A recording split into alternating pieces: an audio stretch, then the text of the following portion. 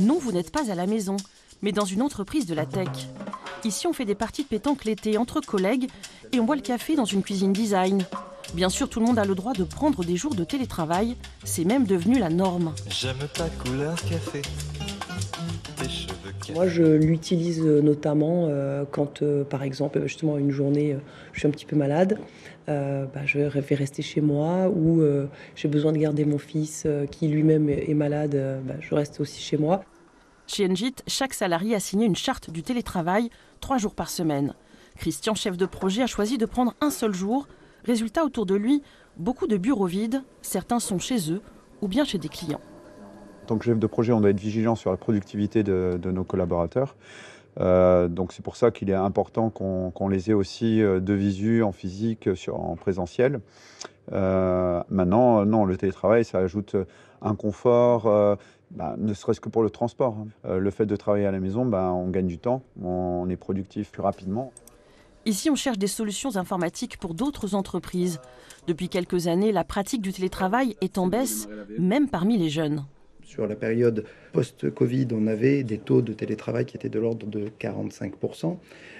Et aujourd'hui, on constate une descente de ce taux de télétravail et une stabilisation de l'ordre de 30%, ce qui représente à peu près 1 jour et demi de télétravail par collaborateur. Donc oui, on va faire un point là sur cette semaine. Mag, bouclage des payes.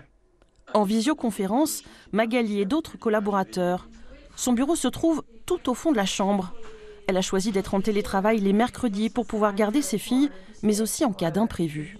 Quand on a des enfants, quand il y a des grèves, ça a quand même une souplesse.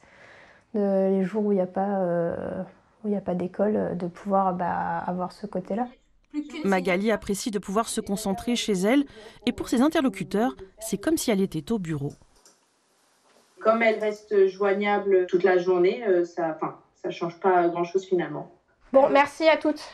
À tout à l'heure, au revoir. Mais en 2024, les entreprises américaines ont fait marche arrière. Le réseau social X, Google, Disney et Amazon ont demandé à leurs salariés de revenir sur site, parfois à temps complet. Les sociétés françaises feront-elles le même choix ?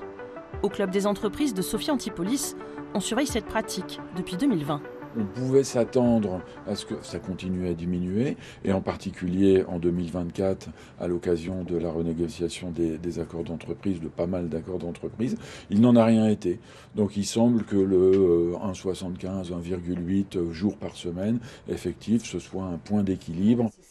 L'enquête réalisée pointe des avantages comme le bien-être, le confort, mais aussi des inconvénients pour les salariés et les dirigeants. Risque d'isolement, bien qu'en diminution, reste majoritaire. Et puis, ce qui ressort beaucoup, c'est la difficulté d'organisation. Chez Travel Planet, entreprise spécialisée dans le voyage d'affaires, personne n'est en télétravail, mais les candidats posent la question dès leur entretien d'embauche. Première question, est-ce qu'on peut avoir du télétravail ? Et ma réponse est non. Alors je peux perdre des talents, et j'en ai perdu récemment, parce que nous n'acceptons pas le télétravail. Ok.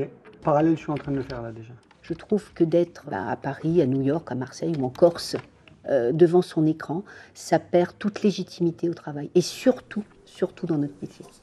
Et quand ils rencontrent un problème, développeurs et chefs de projet trouvent une solution tous ensemble autour du bureau. Si ça avait été le même cas à distance, on aurait pu le résoudre, on aurait pu intervenir dans un délai qui aurait été peut-être différent. Mais là, vu la proximité, ça permet justement de pouvoir intervenir avec les différentes équipes.